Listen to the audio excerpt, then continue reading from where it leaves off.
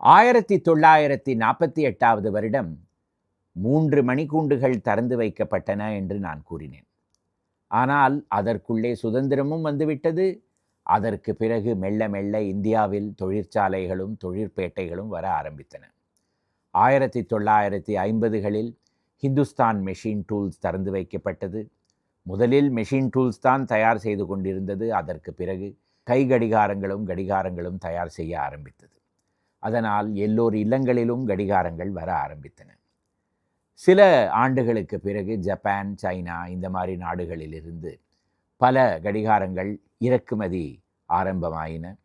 அதற்கு பிறகு இப்பொழுதோ செல்போனிலேயே டைமை பார்த்து கொள்ளலாம். இந்த மாதிரி ஒரு சந்தர்ப்பத்தில் பழைய மணிக்கூண்டுகள் எல்லாம் ஹிஸ்டாரிக் பீசஸாக மாறிவிடுகின்றன. ஆனால் சிம்சன் அண்ட் கம்பெனி சென்னையில் 1840வது வருடம் ஆரம்பித்த அந்த நிறுவனம் பிரசிடென்சி காலேஜ் கடிகாரத்தை அவர்கள்தான் இப்பொழுதும் பராமரித்து கொண்டு வருகிறார்கள்.